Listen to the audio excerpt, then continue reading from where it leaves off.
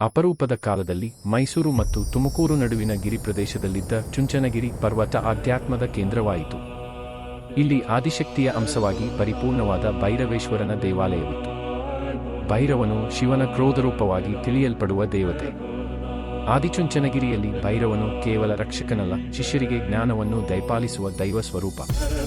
ಒಂದು ಸಮಯದಲ್ಲಿ ಆ ಪ್ರದೇಶದ ಜನರು ದುಷ್ಟಶಕ್ತಿಗಳಿಂದ ತೊಂದರೆಗೆ ಒಳಗಾಗಿದ್ದರು. ಅಪರಿಚಿತ ರಾಕ್ಷಸರು ಗ್ರಾಮಗಳಿಗೆ ಹಾಳು ಮಾಡುತ್ತಿದ್ದರು. ಜನರು ದುಃಖದಲ್ಲಿ ಮುಳುಗಿ ದೇವರಿಗೆ ಮೊರೆ ಹೋದರು. ಆಗ ಪರ್ವತದ ಗಹನದೊಳಗಿಂದ ಭೈರವೇಶ್ವರನು ಅವತರಿಸಿ ತನ್ನ ಪಾಶುಪತಾಸ್ತ್ರದಿಂದ ಆ ದುಷ್ಟಶಕ್ತಿಗಳನ್ನು ನಾಶ ಮಾಡಿದ.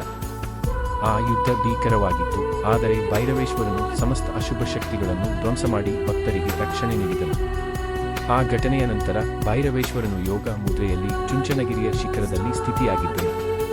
ಅದೇ ಸ್ಥಳವು ಇಂದು ಆದಿಚುಂಚನಗಿರಿ ಕ್ಷೇತ್ರವಾಗಿ ಪ್ರಸಿದ್ಧವಾಗಿದೆ. ಅಲ್ಲಿನ ತಪೋಭೂಮಿ ಶ್ರೇಷ್ಠ ಸಾಧಕರಿಗೆ ದೀಕ್ಷೆ ನೀಡುವ ಸ್ಥಳವಾಗಿದೆ.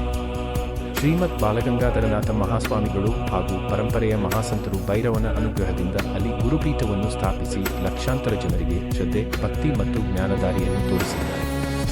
ಈ ಕಾರಣದಿಂದ ಆದಿಚುಂಚನಗಿರಿ ಭೈರವೇಶ್ವರನು ಕೇವಲ ದೇವತಾ ಸ್ವರೂಪವಲ್ಲ, ಆಧ್ಯಾತ್ಮಿಕ ಶಕ್ತಿಯ ಪ್ರತೀಕವಾಗಿ ಇಂದಿಗೂ ಲಕ್ಷಾಂತರ ಭಕ್ತರಿಗೆ